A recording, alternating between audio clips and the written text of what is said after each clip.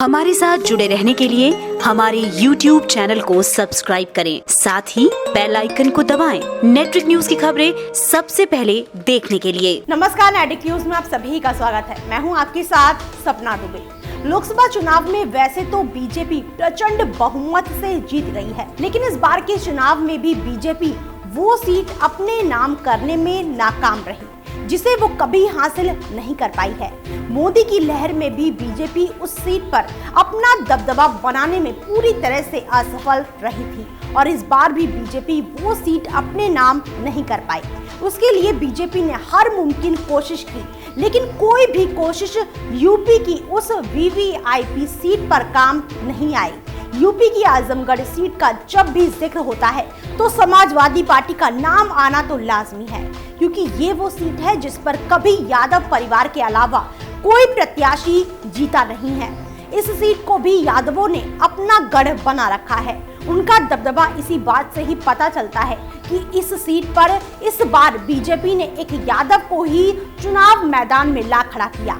इसके बावजूद अखिलेश यादव ने इस सीट से अपनी जीत दर्ज करा ली है। बीजेपी ने इस सीट पर जीतने के लिए भोजपुरी सुपरस्टार दिनेश लाल यादव उर्फ निरहुआ को मैदान में उतारा था, लेकिन निरहुआ का स्टारडम अखिलेश के सामने फीका पड़ गया। निरहुआ के सपोर्ट में कई भोजपुरी सितारों ने चुनाव प्रचार किया, लेकिन आजमगढ़ की जनता को कुछ रास नहीं आया। उनके लिए अखिलेश यादव के परिवार का नाम ही काफी था अखिलेश को वोट देने के लिए, इसलिए वहां निरहुआ का कोई जादू काम नहीं आया।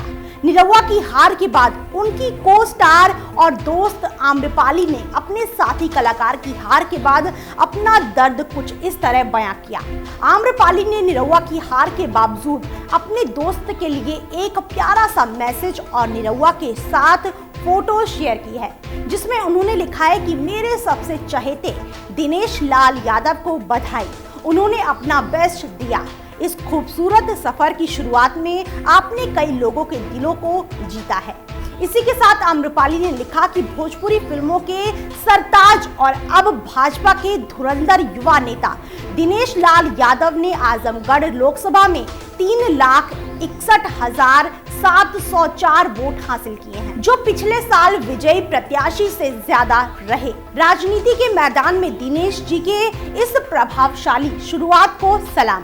आपको और आपकी पूरी टीम की मेहनत का जवाब नहीं। कुछ इस तरह आम्रपाली अपने दोस्त को दिलासा देती दिख रही है। वैसे देना भी जरूरी है, क्योंकि चुनाव प्रचार के दौरान निरहुआ ने बड़े जोश में कहा था कि उन्हें यहाँ हराने वाला कोई पैदा नहीं हुआ। हार के बाद निरहुआ का वैसे तो कोई बयान सामने नहीं आया, लेकिन निरहुआ ने ट्वीट करके अखिलेश पर एक बार तीखा हमला बोल दिया है। निरहुआ ने ट्वीट कर लिखा है कि दूरदृष्टि, कड़ी मेहनत, पक्का इरादा, जब तक तोड़ेंगे नहीं तब तक छोड़ेंगे नहीं। भारत माता की जय। अपने इस ट्वीट से निरहुआ ने साफ कर दिया है कि वो जब तक अखिलेश को हरा नहीं देते हैं, वो तब तक रुकने वाले नहीं हैं। निरहुआ अपने इस ट्वीट से अखिलेश और विपक्ष को चेतावनी देते हुए नजर आ रहे हैं, लेकिन अब निरहुआ की इन खोखली धमकियों से कुछ हासिल नहीं होने वाला है, क्योंकि आजमगढ़ की जनता ने एक बार फिर बता दिया है कि आजमगढ़ पूरी तरह से समाजवादियों का है और उस सीट को हासिल करना इतना आसान काम नहीं है। इसी सीट को हासिल करने के लिए भोजपुरी सुपरस्टार को स्मृति ईरानी की तरह अपने दिन और रात एक करने पड़ेंगे, तभी निरहुआ आजमगढ़ का किला फतेह कर पाएंगे, जैसे इस बार स्मृति ने अमेठी का किला फतेह किया है। फिलहाल इतना ही। बाकी देश और दुनिया की बड़ी खबरों के लिए देखते रहिए हमारे चैनल नेटरिक न्यूज को। साथ ही खबरों की ताज़ा अपडेट के लिए हमारे चैनल नेटरिक न्यूज को सब्सक्राइब करना ना भूलें।